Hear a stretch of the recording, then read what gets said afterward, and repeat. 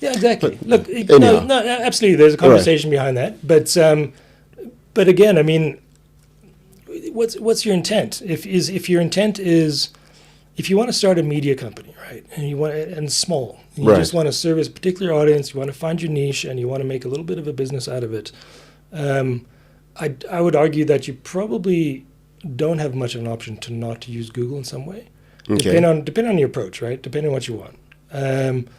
But you could find other tools out there. There are other software suites and that don't use Google directly, but the internet does use Google. The internet is Google. They monopolize the internet. That's for the Google most part, for you. Yeah. I mean, to argue, I mean, saying for now you use the word Google it instead of look it up online. I mean, to argue to say it shouldn't be like that, for me, it's not even really a worthwhile conversation. It's like we're here, we're where we are, Right. and I don't think it's all evil. I think it's more like you use it to your own advantage as well, and allows the space for competitors to come in. to come in, and that's where you get the best product or the best tools for what you want to build. I don't know. My view isn't necessarily in line with a lot of the other publishers out there. Is there still funding for media organizations in South Africa? Yep. Is it easier to start a media organization and get it funded? So interesting that you asked. I had a chat with Google earlier this week. I went to the offices. Please don't tell me they fund media organizations. They do fund media organizations. So they can serve ads through. They fund ecosystems. So they're not interested in funding startups or small media organizations. Startups are not really interested in that, but they are interested in. And I'm not punting Google. I'm not a Google representative in any way.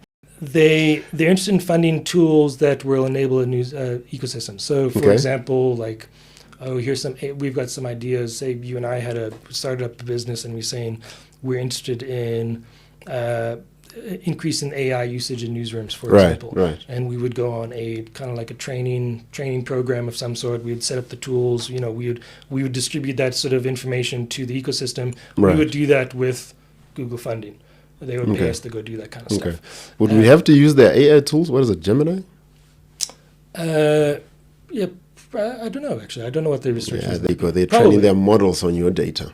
Probably. But, I remember having this conversation. It must have been, I think, when Google Drive was first kind of came out. I don't know what year it was. Yeah. Well, I started thinking about it in 2013 or so, and I was like, my first impression was I don't want to use Google Drive. Okay. This is because I don't want Google reading my stuff, because of course they're going to read your stuff. Of course. And it's easier to read text. I certainly don't use Google Drive for photo storage. So I used to do, I've got quite a big backlog of footage and content over the years, and I need a cloud server to host it.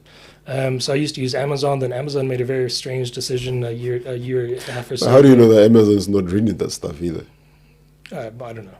Whatever. But they don't have the same sort of context as Google, right? Okay. So I just had all my stuff there, and then they made a strange decision. It's only photos and videos, so all my other stuff that came with my projects, like text and documents and projects and so forth, I couldn't have them there, so it became irrelevant to me. So I've been looking for a new platform. And Google Drive is affordable. It's kind of like it's scalable in terms of cloud. Right. But I don't want to put my stuff there because there's too many stories of Google just deciding, it doesn't like what you're doing there, so it just blocks your account. For me, that's not in spirit of me as a subscriber. They don't need to care about me as an individual subscriber. They can but at least respect the data that I host with you. They could end my life by just deleting all my stuff and move on with theirs. Right. They actually could. Yeah. So in that sense, no, I don't. Yeah. Yeah. Speaking on AI tools, do you recommend them for the newsroom? In some ways, yes. So are they not threats to journalism, writers? So we did some experiments last year. We did actually explore some stuff. At MNG? Yeah. We did explore some stuff. In fact, we were part of a program, Financial Times, up in London. We were on a program with them for a few months. More subscription-based program, but we were still in a space where we wanted to increase the traffic to the website, and we still wanted to really build out a subscription business. Yeah. And part of the tools we looked at to do that was, using AI for headlines, SEO, tagging of properties, tagging of the stories, and so on.